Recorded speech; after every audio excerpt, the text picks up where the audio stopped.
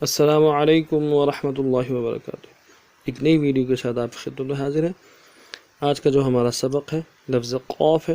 اس لفظ قوف کو پر پڑھنا، مخارج کے ساتھ ادا کرنا آپ کو سکھایا جائے گا، اور جو غلطیاں ہو رہی ہیں قوف کے ادا کرنے میں ان کی اصلاح بھی کی جائے گی، اور ساتھ ساتھ تنوین کے ساتھ دو زبر دو زیر دو پیش کے ساتھ پڑھنا بھی، جوڑ کے پڑھنا بھی انشاءاللہ سیکھیں گے۔ سو چلتے ہیں سبق کی طرف۔ اعوذ باللہ من الشیطان الرجیم، بسم اللہ الرحمن الرحیم۔ سب سے پہلے قوف کو پڑھتے ہیں بغیر تنوین کے، قوف۔ اس قوف کو ہر حالت میں موٹا ہی پڑھنا ہے، پر پڑھنا ہے۔ اس کو پر پڑھنے کے لیے بالکل آسان طریقہ ہے۔ زبان کا جو بیچ ہے، وسط زبان سے کہا جاتا ہے، اس کو اوپر تالو کی طرف اٹھانا ہے، تالو کے ساتھ لگانا نہیں ہے، تالو کی طرف اٹھانا ہے اور زبان کو تھوڑا سخت کرنا ہے۔ اس سے یہ لفظ ادا ہوگا قوف، جماؤں کے ساتھ ادا کرنا ہے، قوف۔ اب تنوین کے ساتھ پڑھتے ہیں، قوف دو زبر قن، قن۔ تنوین کا مخرج یہ ہے، یہ پڑھنے کا طریقہ یہ ہے، تنوین میں غنہ کیا جاتا ہے اور اس غنے کو ایک الف کی مقدار میں کھینچا جاتا ہے، قن۔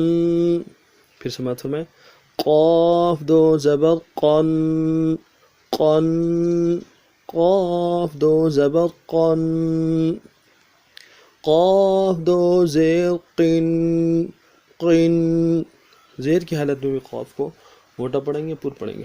عموماً اس قاف کو ہم، جسے میں نے ادا کی غلطی سے کاف ادا ہو رہا ہوتا ہے، تو کاف کبھی نہیں ادا کرنا ہے۔ کاف ادا کریں گے تو اس کے لفظ میں، معنی میں بہت زیادہ تبدیلی آ جائے گی اور یہ لفظ کا حق ادا نہیں ہوگا۔ تو قوف پر ہی پڑھنا ہے ہر حال میں۔ تو جب اس کی تھوڑی سی پریکٹس ہوگی، بار بار مشق ہوگا، تو یہ لفظ ادا کرنا آسان ہوگا۔ قاف دو زیر قن، قن، قاف دو زیر قن، قاف دو پیش قن، قن۔ پیش میں ہونڈوں کو گول کریں گے اور اخیر میں جو غنہ ادا کرتے ہوئے پھر ہونڈوں کو سیدھا کریں گے، قاف دو پیش قن، قن۔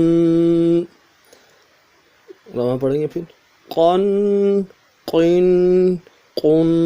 ایک دفعہ پھر سماعت فرمائیں، قاف دو زبر قن، قاف دو زیر قن، قن، قاف دو پیش قن، قن، قن، قن۔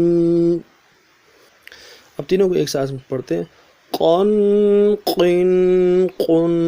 ہر حال میں پڑھتے ہوئے اس کو، غنے کو ایک الف میں مقدار میں کھینچنا نہ بھولیے گا۔ تو کمنٹس میں اپنا رائے کا اظہار کیجیے، ہمارے اس چینل کو سبسکرائب کیجیے، لائک کیجیے، شیئر کیجیے، تاکہ آپ کے ساتھ ساتھ دوسروں کو بھی فائدہ ہو جائے۔ السلام علیکم ورحمۃ اللہ وبرکاتہ۔